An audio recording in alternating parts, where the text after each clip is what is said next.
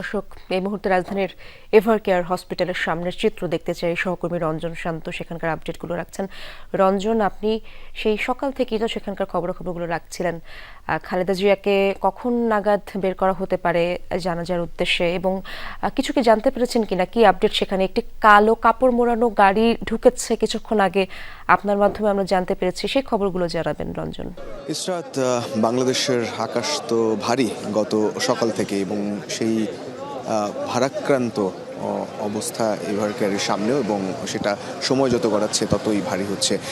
যে কালো কাপড়ে মোড়ানো অ্যাম্বুলেন্সের কথা আপনি বলছিলেন, হ্যাঁ, সেটা কিছুক্ষণ আগে এভার কেয়ারের যে মেইন এন্ট্রেন্স বা মেইন গেট, সেখান থেকে বের হয়ে পাশের গেট দিয়ে ঢোকানো হয়েছে। যতটুকু খবর নিয়ে জানা গেছে যে সাবেক প্রধানমন্ত্রী বিএনপি চেয়ারপারসন বেগম খালেদা জিয়ার গোসলের যে প্রস্তুতি সেটা নেওয়া হচ্ছে, সেই ব্যবস্থা করা হচ্ছে। সে কারণে এর আগে খুব সকালে 7টারও আগে একটা লাল সবুজের পতাকায় মোড়ানো গাড়িও ভেতরে ঢুকেছিল। এখন পর্যন্ত এই দুটো ফ্রিজার ভ্যান দেখা গেছে, এবং পিএম গার্ড যদি বলি বা চেয়ারপারসন সিকিউরিটি বলি, সেটা ছিল এই কালো কাপড়ে মোড়ানো গাড়িটার সঙ্গে। তো সেই সমস্ত প্রস্তুতি নেওয়া হচ্ছে, এবং যতটুকু ভেতরের স্টাফদের কাছ থেকে খবর নেয়ার চেষ্টা করেছি, যতটুকু জানা গেছে যে আনুমানিক 10টার মধ্যে, সকাল 10টার মধ্যে তাকে বা 10টা নাগাদ এখান থেকে নিয়ে যাওয়ার যে একটা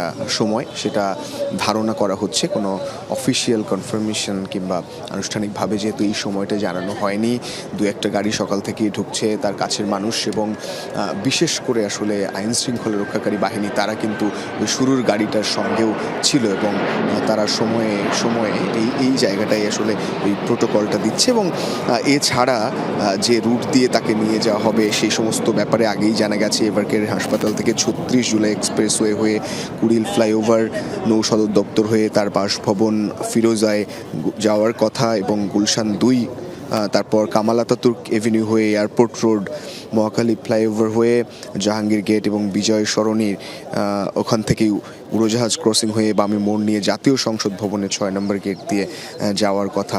এবং এরপরে আসলে যে ব্যাপারগুলো আরও পরিষ্কার করে জানানো হয়েছে,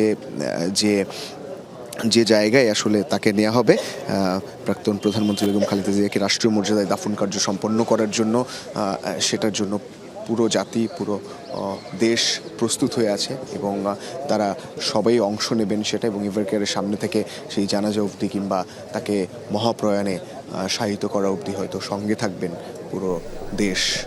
ইসরাত।